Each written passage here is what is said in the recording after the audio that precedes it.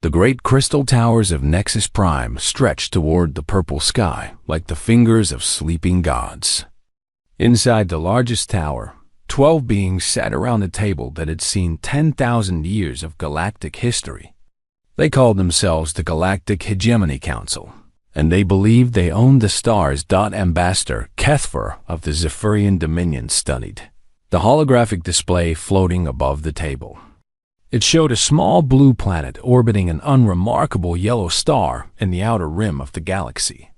The planet's inhabitants had recently achieved faster-than-light travel, though their technology was crude and noisy compared to Council standards. "Humans," Kethfer said, his voice carrying the musical tones of his species. "That is what they call themselves."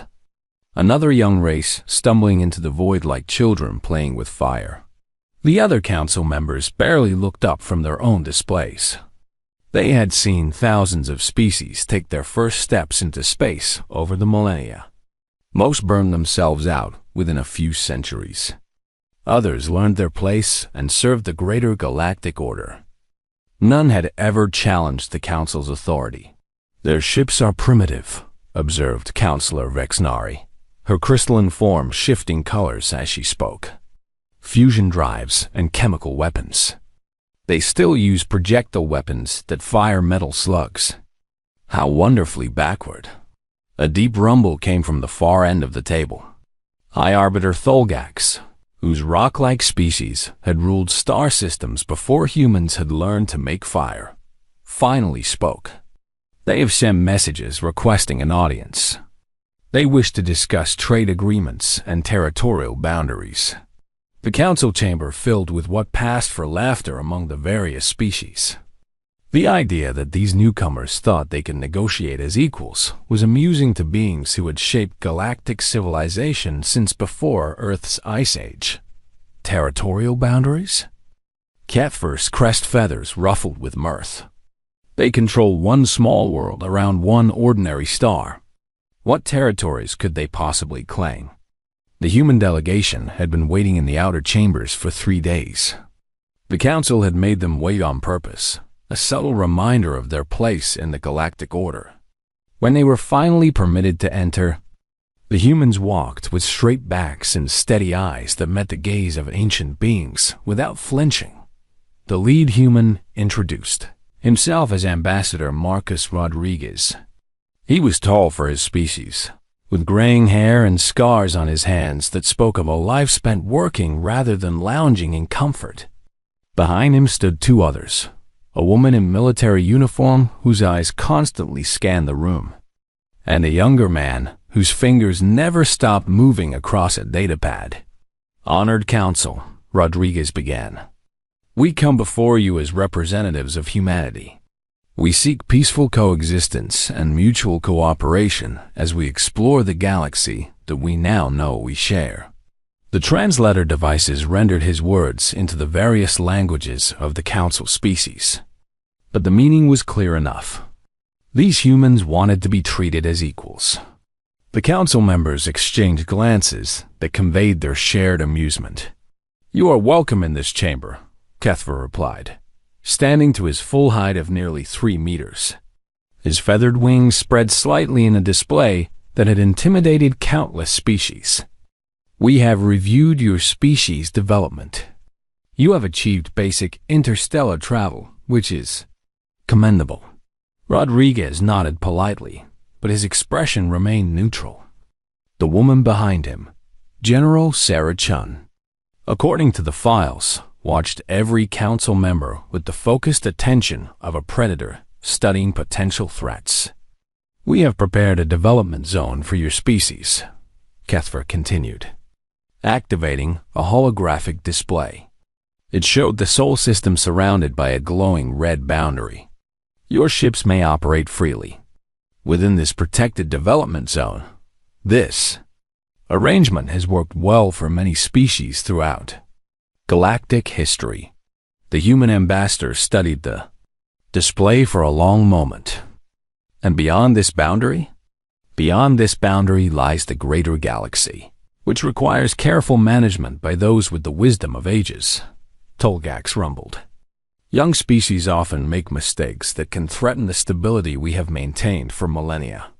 Rodriguez exchanged glances with his companions. The young man with the datapad whispered something urgent. General Chun's jaw tightened almost imperceptibly. "With respect, honored council," Rodriguez said carefully. "Humanity has already identified several uninhabited systems that would be suitable for colonization. These systems contain resources we need to ensure our species' survival." The temperature in the chamber seemed to drop.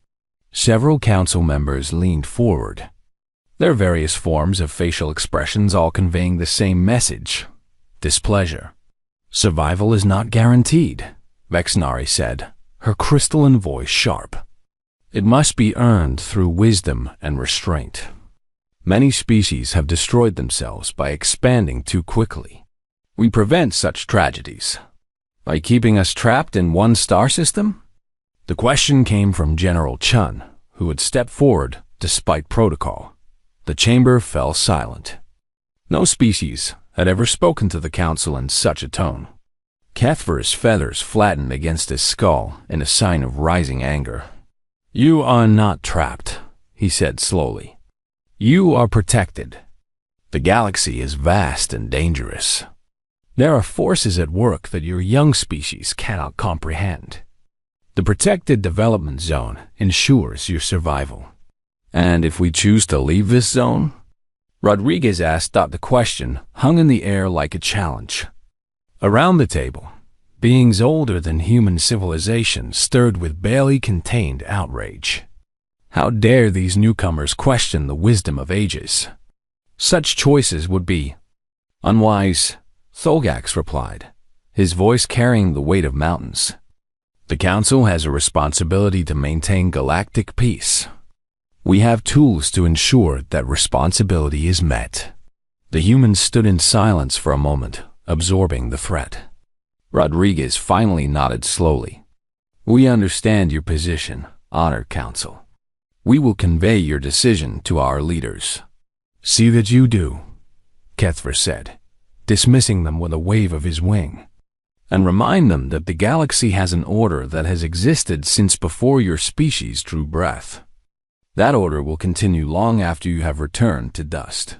As the humans left the chamber, none of the council members paid them much attention.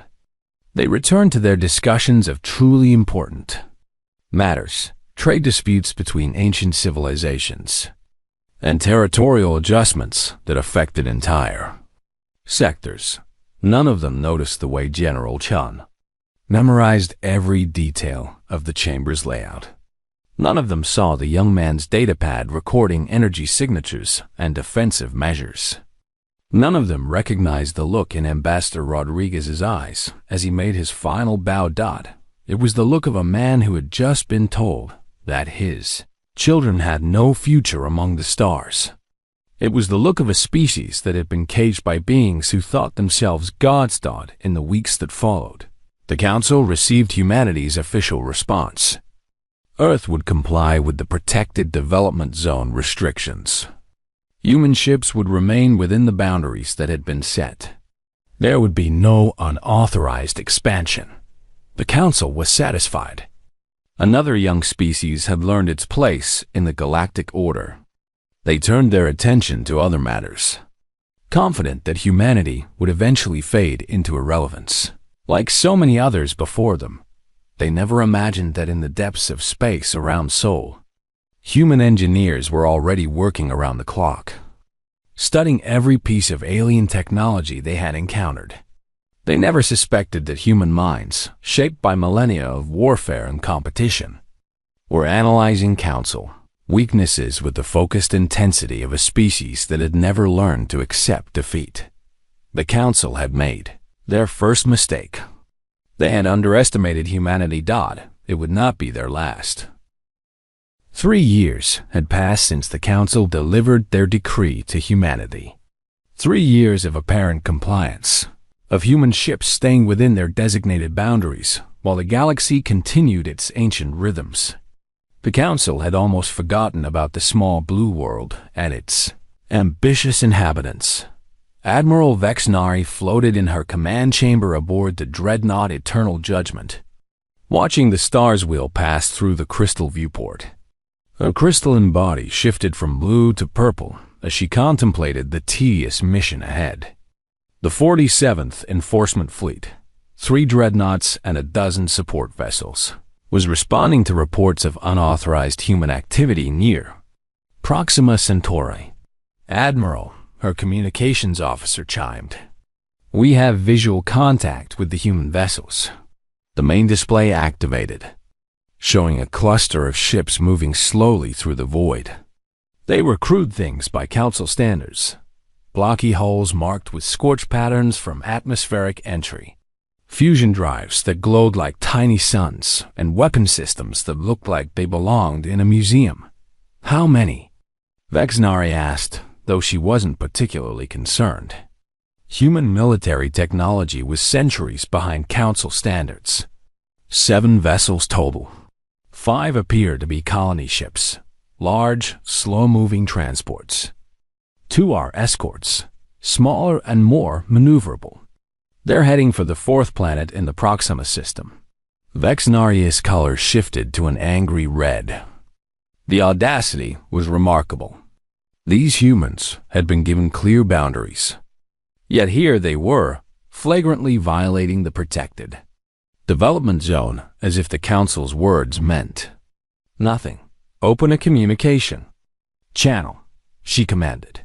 The largest human ship appeared on screen, a massive transport called New Horizons. Its hull was marked with the flags of dozens of Earth nations, and through the transparent sections, Vexnari could see movement inside. Thousands of life signs registered on her sensors. Men, women, children, an entire community planning to start fresh on an alien world. A human face appeared on the communication display. Captain Elena Vasquez, according to the identification beacon. She was middle-aged with tired eyes but a determined expression that reminded Vexnari unpleasantly of the ambassador who had stood before the Council 3 years ago. "This is Captain Vasquez of the colony ship New Horizons," the human said. "We're on a peaceful mission to establish a settlement on Proxima Centauri B. We request safe passage." "This is Admiral Vexnari of the Council Enforcement Fleet," she replied, her voice carrying the authority of 10 millennia of galactic order. "You are in violation of the protected development zone established for your species. You will return to Sol System immediately." Captain Vasquez was quiet for a moment. Behind her, Vexnari could see other humans moving about their duties, engineers monitoring systems. Families gathered around viewing ports to catch their first glimpse of their new home. Children playing in the corridors. "Admiral, we cannot return to Sol," Vasquez said finally. "Earth is overcrowded. Our population is reaching critical levels. We need living space, new resources. This system is uninhabited. We're not threatening anyone. The galaxy's resources are managed by those with the wisdom to use them properly," Vexnari replied. "Young species lack the experience to make such decisions. The Council's judgment in this matter is final." "Please," another voice called from the human ship. A younger man stepped into view, probably the colony's leader or governor. "We have 50,000 people aboard these ships. Families, children, scientists, workers. We're not soldiers or conquerors. We just want a chance to build something new." Vexnari felt a flicker of something that might have been sympathy in another species. But her people had learned long ago that sentiment was a luxury the galaxy could not afford. Order required discipline. Discipline required examples. "You have been warned," she said. "Depart immediately or face the consequences." The human ships held their course. On her sensors, Vexnari could see the 2 escort vessels, destroyers, the humans called them, moving to flank positions around the colony ships. Brave, perhaps, but utterly futile. The escort ships carried maybe a dozen missiles each, while her dreadnought alone mounted weapons that could crack a planet's crust. "Admiral," her tactical officer reported, "the human escorts are powering weapons. Primitive nuclear missiles and kinetic projectiles. No threat to our shields. Are they truly going to fight?" Vaxnari wondered aloud. They must know they cannot win. But the human ships continued their approach to Proxima Centauri b, and their escorts maintained their defensive positions. Clearly, these creatures valued their pride more than their survival. "Target the lead colony ship," Vaxnari ordered. "One demonstration should be sufficient." "Admiral," her communications officer interrupted. "The humans are broadcasting on all frequencies. Captain Vasquez is speaking.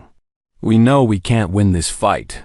Vasquez's voice crackled across the void. "But we won't turn back. Our children deserve a future among the stars. If you want to stop us, you'll have to murder 50,000 innocent people. The choice is yours."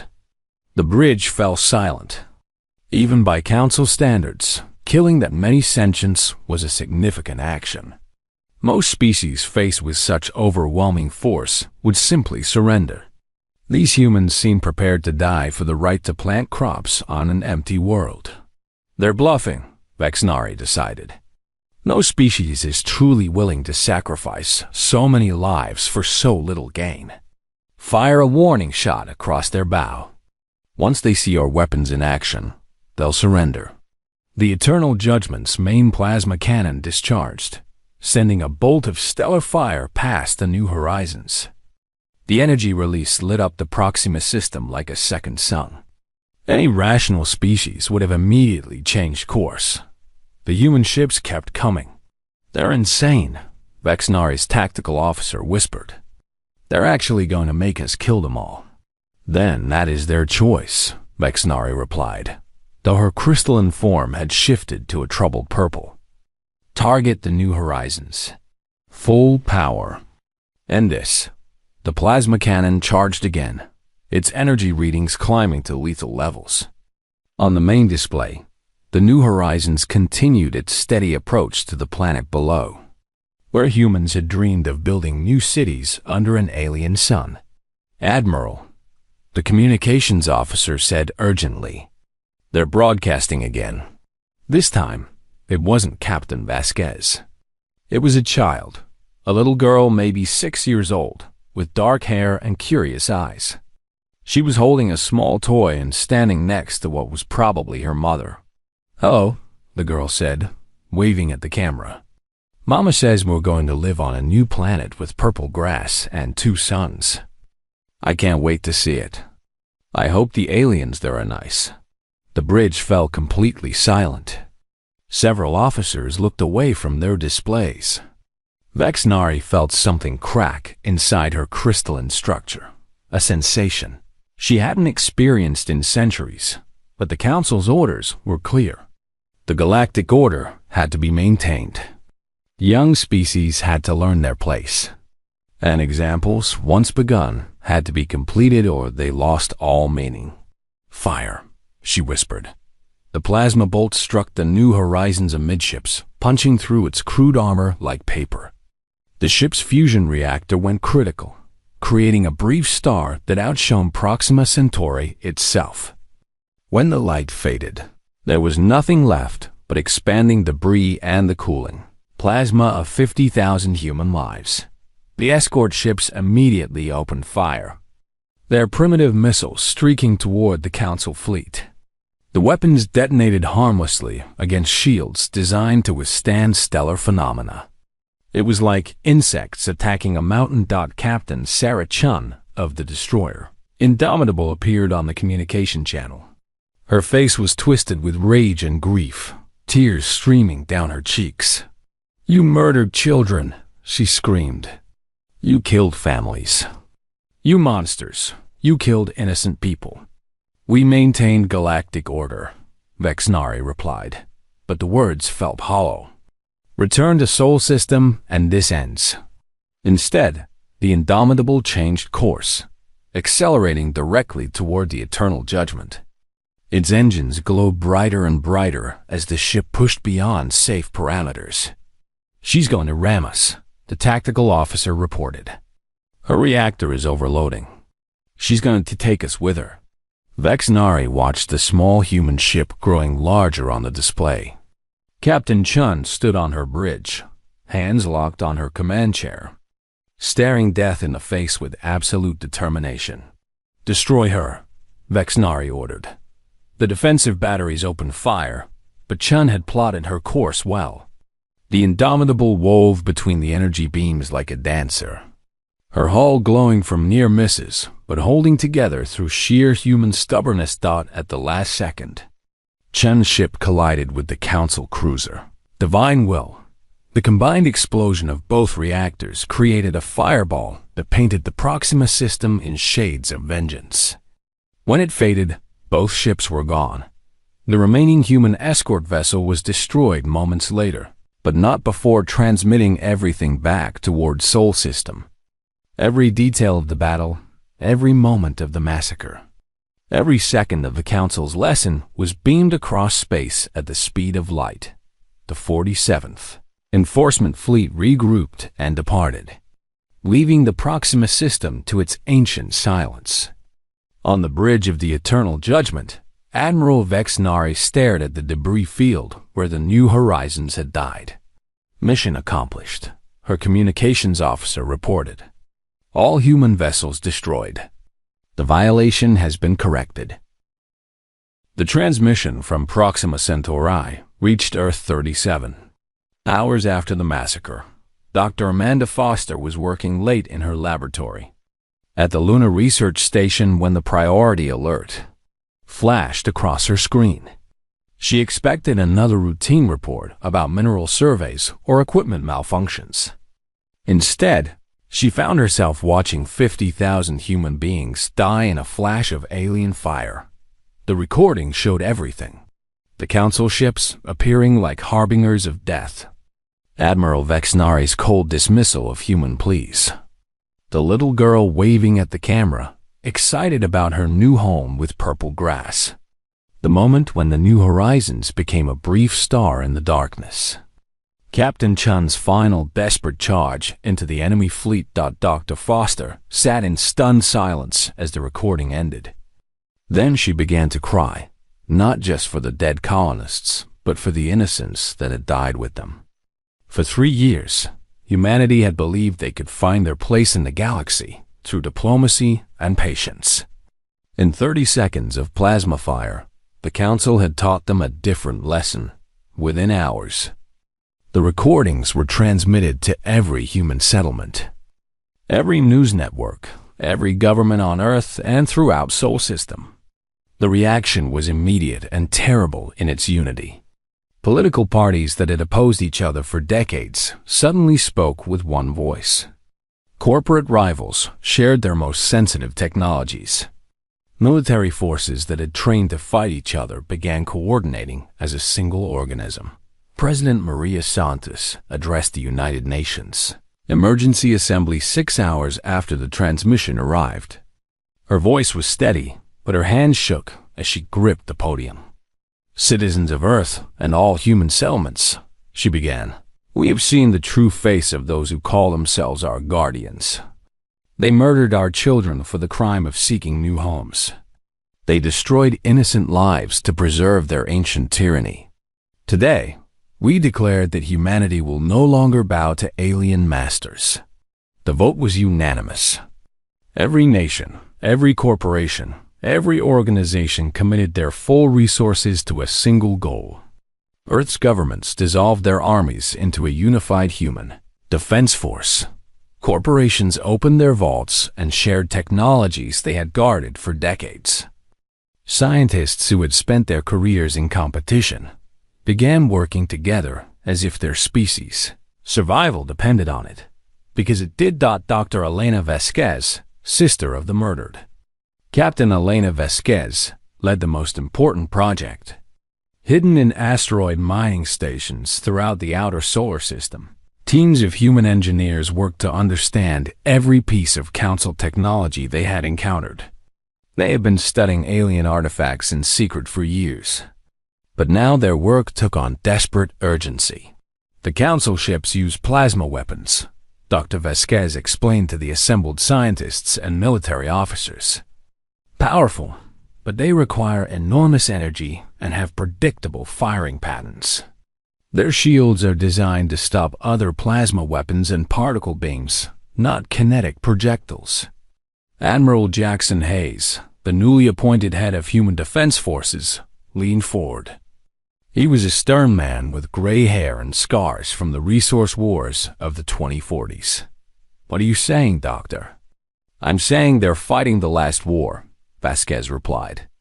"Their weapons and defenses are designed to fight other Council species. They've never faced an enemy that uses our kind of technology. The humans had found their first advantage.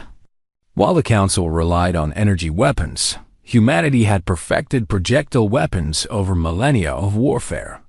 Railguns that could accelerate metal slugs to incredible speeds. Kinetic missiles that struck with the force of meteors. Nuclear weapons that didn't depend on exotic particles or energy fields. But weapons were only part of the equation. The humans needed ships, and they needed them fast. In the shipyards of Earth, Luna, and Mars, construction began on vessels unlike anything humanity had ever built. The designs incorporated Council technology stolen and reverse-engineered over 3 years of secret study. But the ships were uniquely human in their purpose. They were built not to explore or transport, but to kill. The new destroyers were sleek and angular, designed for speed and stealth. They mounted railguns that could punch through Council armor, and their hulls were coated with materials that absorbed sensor sweeps. The cruisers were larger and more heavily armed, built around massive, kinetic cannons that could strike targets at impossible ranges. But the crown jewel of human shipbuilding was the new class of dreadnoughts. These massive vessels mounted weapons that Council engineers would have considered impossible, gravity-focused. Kinetic bombardment systems that could accelerate projectiles to near light speed. While the ships were being built, another kind of war was already beginning. Lieutenant Colonel Marcus Webb led the first of the Ghost teams, small groups of humans in stealth ships who slipped through Council space like deadly shadows. Remember, Webb told his team as they prepared for their first mission, "We're not here to win battles. We're here to learn everything about how they think, how they fight, how they die." The Ghost teams infiltrated Council space with a stealth technology that the aliens couldn't detect. Human engineers had cracked the secret of Council sensors and built ships that were essentially invisible to their scanners. These small vessels carried teams of soldiers, spies, and saboteurs deep into enemy territory. Council supply convoys began disappearing without explanation. Remote outposts went silent. Their crews found dead at their posts with no signs of external attack. Communication relays suffered, mysterious failures that left entire sectors cut off from central command. The Council investigated each incident, but they found no evidence of human involvement. According to their sensors, no human ships had left Sol System. Their probe vessels reported that Earth's forces were still busy with construction projects and military exercises within there. Designated Zone. What they didn't know was that human hackers had penetrated their surveillance networks months earlier. Every Council probe that entered Sol System was fed carefully crafted false data, showing exactly what the aliens expected to see: humans staying within their boundaries, building defensive installations, apparently accepting their place as a minor species. Dr. Sarah Kim led the Cyber Warfare Division from a hidden facility beneath the Sahara Desert. Her screen showed real-time data from Council networks across the galaxy. Fleet positions, supply schedules, military capabilities, political discussions, all of it flowed into human databases where analysts worked around the clock to find weaknesses. "We know more about their military than they do," Dr. Kim reported to Admiral Hayes during one of their weekly briefings. Their command structure is rigid and hierarchical. Orders flow from the top down with no room for initiative. Their fleet commanders haven't fought a real war in over 1,000 years. The information was invaluable, but it came with a terrible realization. The Council's military force was vast. Tens of thousands of ships spread across hundreds of systems. Even with their technological advantages, humanity would be outnumbered by ratios. That made victory seem impossible. That was when the human leadership made a decision that would have horrified their ancestors. They would not fight a defensive war. They would not wait for the Council to attack Earth. They would strike first with overwhelming force. At targets chosen to cause maximum damage to Council morale and capability. In the war rooms of Earth, military planners worked with scientists to identify the most effective targets. Not just military installations, but the symbolic heart of Council power. The ancient worlds where the ruling species had governed for millennia. The sacred sites where they conducted their most important ceremonies. The economic centers that funded their vast empire. We're going to hurt them in ways they never imagined, Admiral Hayes explained to his senior staff. They think of war as a tool for maintaining order. We're going to show them what war really means.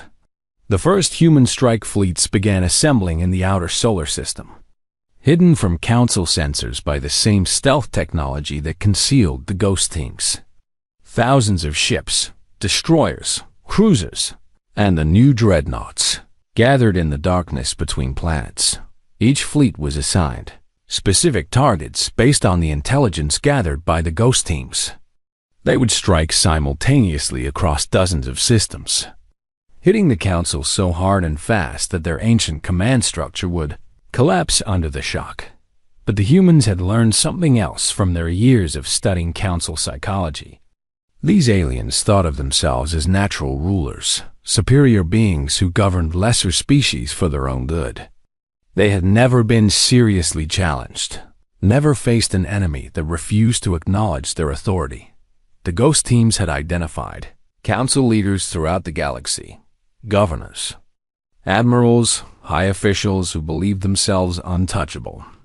Human assassins were already moving into position, preparing to eliminate the enemy command structure at the moment when the main fleets struck.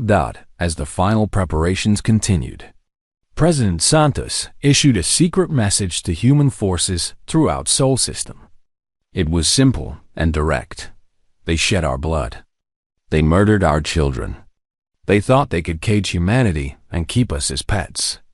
Tomorrow, we show them what happens when you corner a species that learned to survive by conquering its own world. We go to war not as explorers or diplomats. Admiral Jackson Hayes stood on the bridge of the dreadnought Retribution, watching the stars wheel past as his fleet moved through hyperspace toward their target. 18 months had passed since Proxima, and today humanity would finally answer for the blood that had been spilled. Around him, the largest fleet humans had ever assembled moved in perfect formation.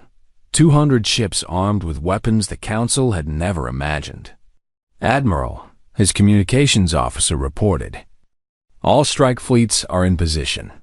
Ghost teams confirmed that Council forces are still following their regular patrol patterns. They have no idea we're coming. Hayes nodded grimly. In 12 systems across the galaxy, human fleets were preparing to strike simultaneously at the heart of Council power. The targets had been chosen carefully: military shipyards, command centers, and the home worlds of the most arrogant Council species. "Send the message to Earth," Hayes ordered. "All fleets, execute on my mark." The transmission that followed was brief and direct.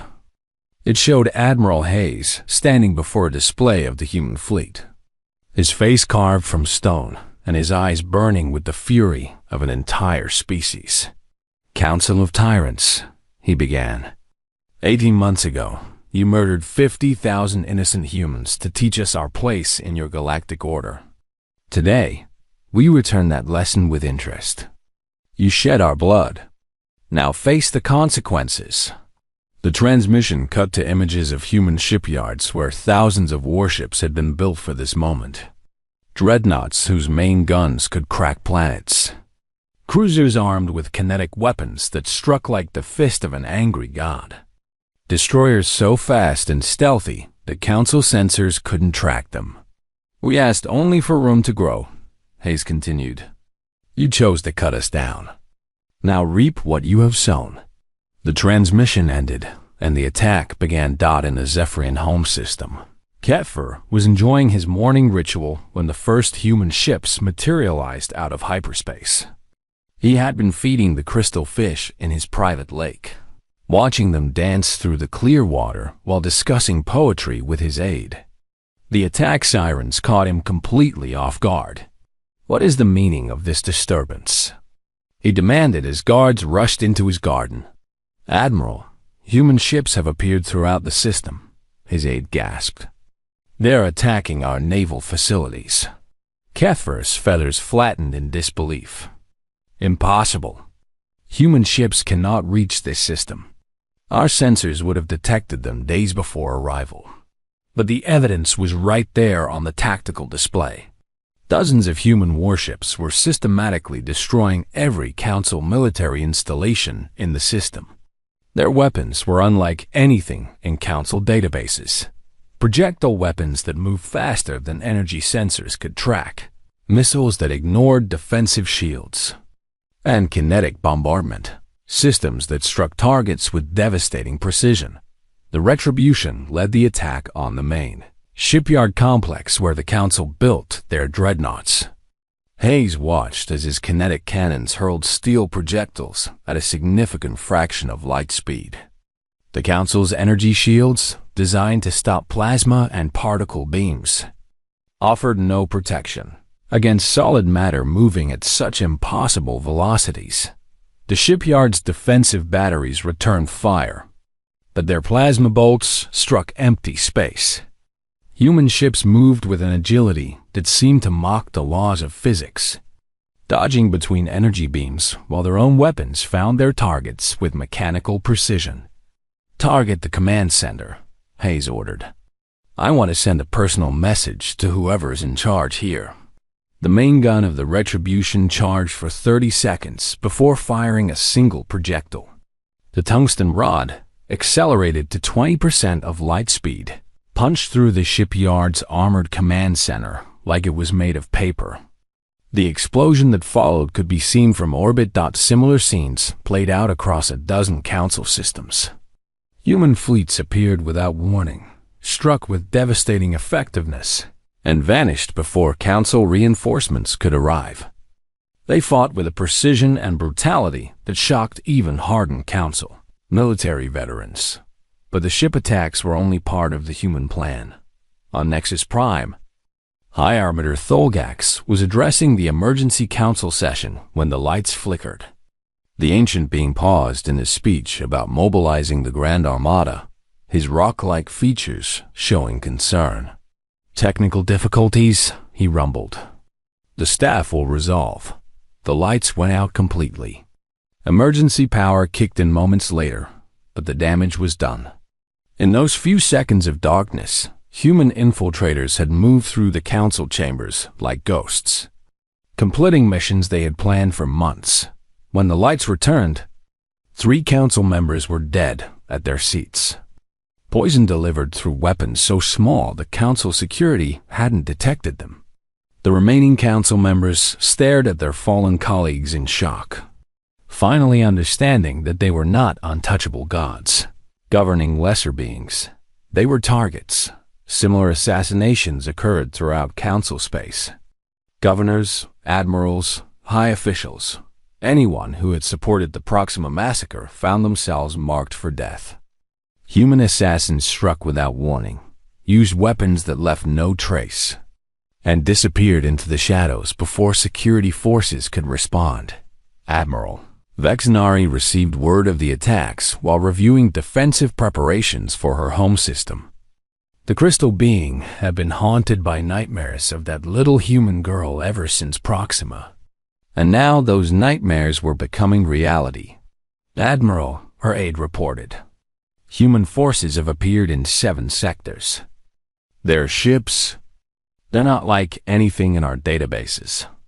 Our weapons can barely scratch them, but their projectile weapons are tearing through our defenses like tissue.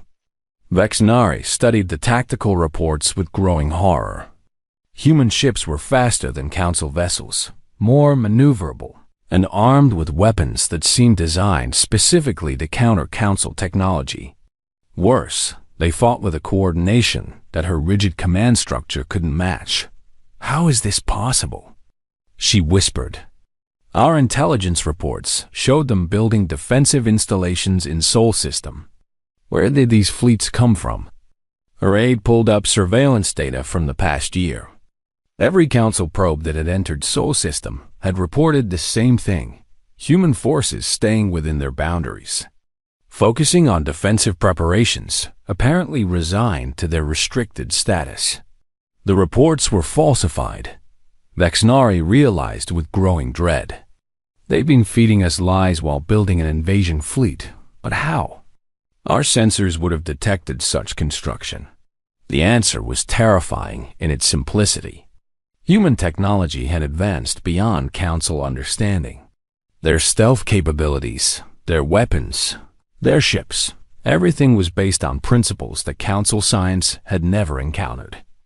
They hadn't just built a fleet. They had revolutionized the art of war.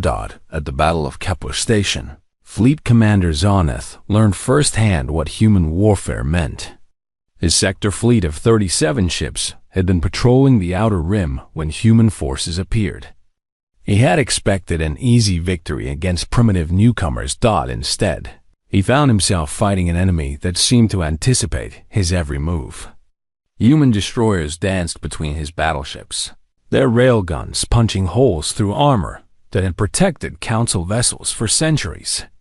Human cruisers struck from impossible angles, their kinetic missiles ignoring defensive shields to deliver nuclear fire directly to ship hulls. "All ships, concentrate fire on the late human vessel," Zarneth ordered, watching as his fleet's plasma cannons focused on a single human dreadnought. The energy beam struck home, but the human ship's armor was unlike anything in Council databases. Instead of vaporizing under plasma fire, it absorbed the energy and redirected it through cooling systems that glowed like red-hot veins across the hull. The human response was devastating. Every ship in Zarneth's fleet found itself targeted simultaneously by weapons they couldn't track or intercept. Kinetic rounds struck with the force of meteors. Nuclear warheads detonated against hulls designed to withstand energy weapons, but helpless against crude explosive force. In 12 minutes, Zarneth's entire fleet was destroyed. The human ships departed without a word, leaving only debris and the bitter knowledge that the Galactic Order had changed forever. Back on Nexus Prime, the surviving Council members struggled to comprehend the magnitude of their situation. In 6 hours, human forces had destroyed more Council ships than had been lost in the previous 1,000 years. Their ancient naval bases lay in ruins. Their most secure systems had been violated by enemies who appeared and vanished like evil spirits. "They fight like monsters," whispered Counselor Ithlara, her insectoid form trembling with fear. "No regard for honor, no respect for the traditional rules of warfare. They strike without warning and show no mercy." High Arbiter Tholgax, one of the few Council leaders to survive the assassination attempts, studied the tactical reports with mounting despair. "It's worse than that. They fight like humans. We thought we understood them, emotional, impulsive, prone to self-destruction. We were wrong. They are emotional, but they have turned that emotion into a weapon." The truth was becoming clear to the Council survivors. They had not simply awakened a sleeping military power. They had created an enemy specifically designed to destroy them. Human weapons targeted Council weaknesses. 2 years had passed since the war began, and the ancient crystal towers of Nexus Prime stood like tombstones over a dying empire. High Arbiter Tholgax gazed through the transparent walls of the emergency council chamber at the orbital shipyards, where the last remnants of the Grand Armada were being repaired. Of the 12 species that had once ruled the galaxy, only 6 governments still existed. The humans had been thorough in their work. The Zephyrian Dominion was gone. Its homeworlds turned to radioactive wastelands by human kinetic bombardment. The crystalline hierarchy had surrendered after their population centers were systematically destroyed by weapons that turned their mineral bodies to dust. The void swimmers had simply vanished, their deep space habitats abandoned after human ghost fleets hunted them through the cosmic dark. Reports from the outer rim sectors, announced Counselor Ithlara, her insectoid voice trembling with exhaustion. The human fleets have destroyed our last supply bases in the Kepler region. Our forces there are requesting permission to withdraw. Withdraw to where? Asked Admiral Vexnari bitterly. Her crystalline form had shifted to a dull gray, the color of defeat and despair. They control the space lanes. They know our supply routes better than we do. Every time we try to regroup, they appear out of nowhere and destroy us.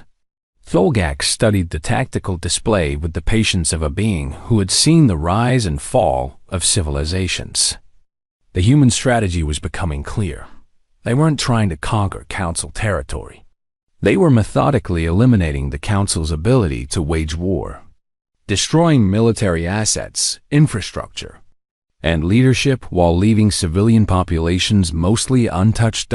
It was precise, efficient, and absolutely ruthless. There's worse news, Ithlara continued. Our intelligence services report that human infiltration teams have been active on our remaining core worlds. Government officials, military commanders, civil engineers, anyone involved in the war effort is being systematically eliminated. The surviving council members sat in silence, absorbing the magnitude of their situation.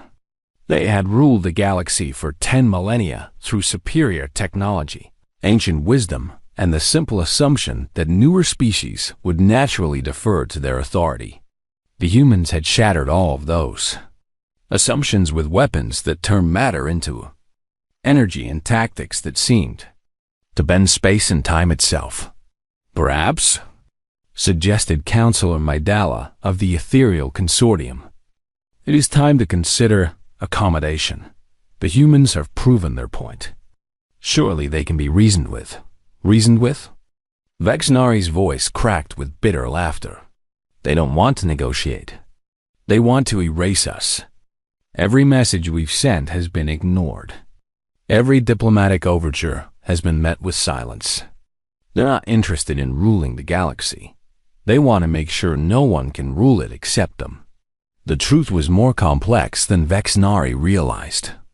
In the depths of space near Sol System, Admiral Jackson Hayes stood in the war room of humanity's most advanced command ship, studying intelligence reports that would have terrified the Council if they had known their contents. The final phase is ready for implementation, reported General Sarah Chun, the woman who had taken command of human ground forces after her sister's death at Proxima. All Council core worlds are under surveillance. Their remaining fleets are tracked in real time. We can end this war in a matter of hours. Hayes nodded, but his expression was troubled. 2 years of warfare had transformed humanity in ways that disturbed him. They had become efficient killers, masters of violence and destruction. Earth's children now grew up learning the names of alien enemies before they learned to read. Human scientists had devoted their careers to developing new ways to end lives rather than improve them. The Council has sent another message, Chung continued. They're requesting a ceasefire and formal negotiations. Terms? Hayes asked, though he already knew the answer. Complete surrender. Dismantling of all Council military forces. Trial of war criminals responsible for Proxima. Return of all human technology acquired during the war. And recognition of humanity as the galaxy's dominant military power. The terms were harsh but fair by human standards.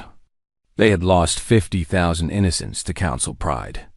In return, they had eliminated 6 species' capacity for warfare and reduced the galactic government to a handful of refugees hiding behind increasingly fragile defenses. And the response? Chun's expression hardened. They reject our terms. High Arbiter Tholgax sent a personal message. He says the Council would rather die than submit to barbaric newcomers who understand only violence. Hayes sighed. He had hoped that the Council would choose survival over pride, but apparently 10,000 years of absolute power had made them incapable of accepting defeat. They would fight to the end, forcing humanity to complete the job they had started at Proxima. Implement final solution, he ordered quietly. All units, commence Operation Extinction. On Nexus Prime, Tolgax was addressing the last meeting of the Galactic Hegemony Council when the first alarms began to sound. The Ancient being paused in his speech about the sacred duty to resist human tyranny, his massive head turning toward the tactical displays. "What is happening?" he demanded. "Ships," whispered Admiral Vexnari, staring at her sensors in disbelief. "Human ships everywhere. They're decloaking around the entire planet. The orbital defense grid, rebuilt and reinforced over the past 2 years, opened fire immediately. Plasma cannons and particle beams lashed out at the human fleet, creating a light show that could be seen from the planet's surface. For a moment, it seemed that the defenses might hold. Then the human ships returned fire. The kinetic bombardment was unlike anything the Council had experienced. Projectiles moving at significant fractions of light speed struck the defensive platforms with the force of nuclear weapons. But these weren't random attacks. Each shot was precisely calculated to cause cascading failures in the defense network. Within minutes, the orbital defenses were gone. "Impossible," Tolgax rumbled. "We had advance warning of their approach. Our sensors showed empty space. How did they get so close without detection?" The answer was terrifyingly simple. Human technology had advanced beyond Council understanding. Their stealth systems didn't just hide from sensors. They actively fooled them, feeding false data that showed exactly what the defenders expected to see until the moment when deception was no longer necessary. Admiral Hayes appeared on the Council's communication system, his image filling the chamber's main display. He looked older than when the war had begun, his hair completely gray and his eyes holding the weight of hard decisions. "High Arbiter Tholgax," he said formally, "this is your final opportunity to surrender. Lay down your arms, and your people will be treated according to the laws of war. Refuse, and we will do what must be done." Tolgax drew himself up to his full height, every inch the ruler of a galactic empire. "We will not bow to murderers and barbarians. The Council has guided this galaxy since before your species learned to make fire. That sacred duty does not end because you have learned to kill efficiently." Hayes nodded as if he had expected this response. "Then you have chosen extinction. I'm sorry it has come to this." The transmission cut, and the final battle for Nexus Prime began. Human ground forces materialized in the Council chamber itself, their advanced teleportation technology bypassing every defensive measure. The soldiers moved with mechanical precision, their weapons trained on each remaining Council member. "By the authority of the Human Defense Forces," announced the team leader, "you are all under arrest for crimes against humanity. Specifically, the murder of 50,000 innocent civilians at Proxima Centauri." Several Council members tried to flee, but there was nowhere to run. Human forces had taken control of every exit, every communication system, every means of escape. The ancient rulers of the galaxy found themselves prisoners in their own capital. "This is not justice," Tholgax declared. "This is revenge." The human officer removed his helmet, revealing a young face marked by years of war. "You're right," he said quietly. "This is revenge. You killed our families to maintain your power. Now we're ending your power to prevent you from killing more families." The trials that followed were swift and thorough. The evidence of the Council's crimes was presented with devastating efficiency. Not just Proxima, but centuries of oppression, the casual destruction of species that refused to submit, the systematic suppression of any civilization that might challenge Council authority. The sentences were equally swift. Some Council members were executed for their direct involvement in atrocities. Others were exiled to distant worlds where they could spend their remaining years, contemplating the consequences of absolute power. A few who had opposed the violence were pardoned but stripped of all authority. When it was over, the Galactic Hegemony Council existed only in history books. Admiral Hayes stood alone on the bridge of the Retribution, watching as human fleets spread throughout the galaxy to secure former Council territories. Around him, officers coordinated the transfer of power from ancient alien bureaucracies to human military governors. "Admiral," his communications officer reported, "we're receiving surrender requests from over 200 systems. Most are asking for protection from pirate raids and local conflicts." Hayes wasn't surprised.